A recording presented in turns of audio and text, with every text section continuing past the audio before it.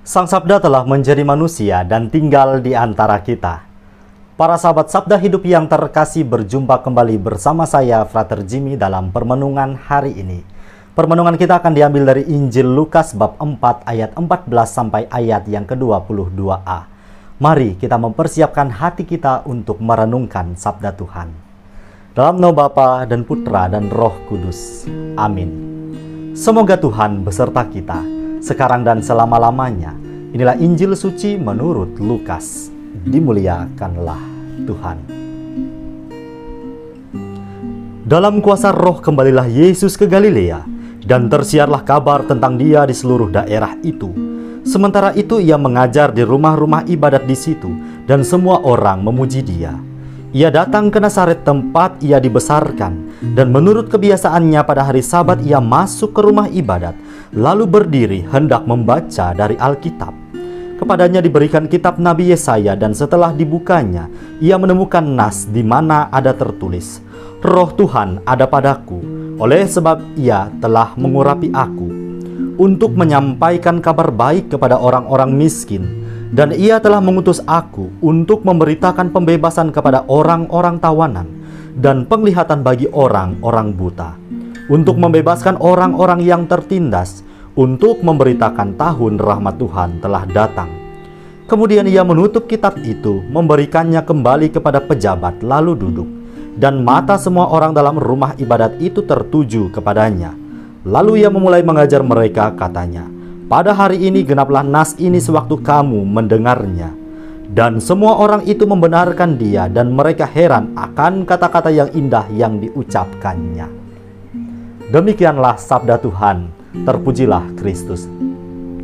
Para sahabat Sabda Hidup yang terkasih, melalui sabda Tuhan hari ini diperdengarkan kepada kita sekalian cerita di mana sesudah Yesus dicobai oleh iblis di padang gurun, ia kembali ke Galilea dalam kuasa Roh.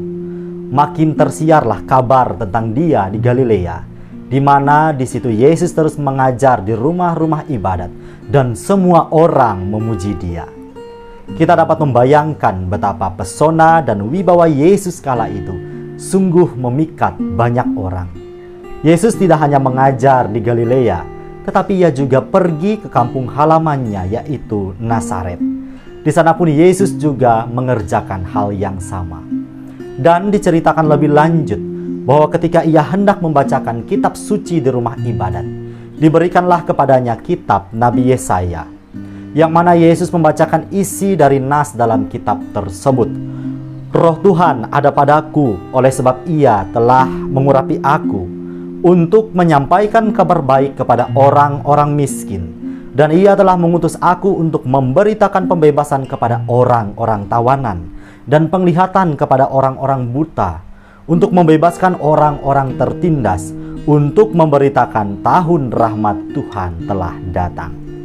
Orang-orang yang mendengar pengajarannya pun menjadi takjub dan terheran-heran akan kata-kata indah yang diucapkannya.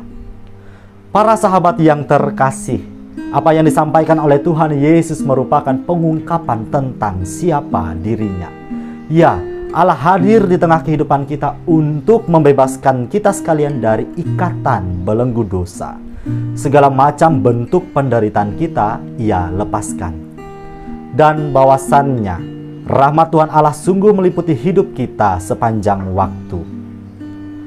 Maka dari itu, para sahabat Sabda Hidup yang terkasih, mari kita membiarkan diri kita dalam menjalani peziaran hidup ini senantiasa dikuasai oleh rahmat Tuhan.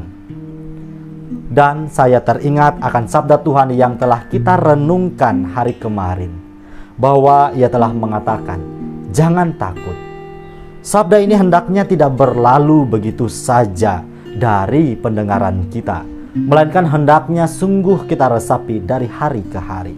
Sabdanya inilah yang membuat kita tidak gentar untuk melangkah maju, dan kita dapat menjalani hidup ini dengan berani. Mengapa? Sebab kita punya Allah yang hebat dan dahsyat, Ia hadir di setiap hembusan nafas kita, dan Ia sangat dekat dengan kita.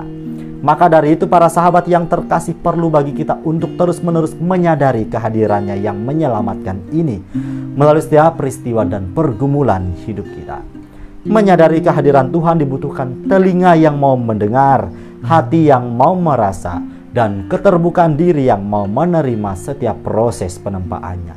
Semoga kita sekalian pun juga selalu terpesona kepadanya dan tidak jemu-jemunya untuk selalu setia mendengarkan pengajarannya. Dan tidak cukup hanya sampai di situ, melainkan semoga kita terus berjuang untuk hidup seturut sabdanya yang boleh kita renungkan setiap hari. Sungguh sabdanya inilah yang menjadi pelita yang menerangi setiap langkah kaki kita. Semoga para sahabat yang terkasih kita dimampukan untuk mewujudkannya dalam terang iman akan Kristus Tuhan. Semoga Allah yang Maha Kuasa memberkati kita, melindungi kita terhadap dosa dan menghantar kita ke hidup yang kekal. Amin. Dalam nama Bapa dan Putra dan Roh Kudus. Amin.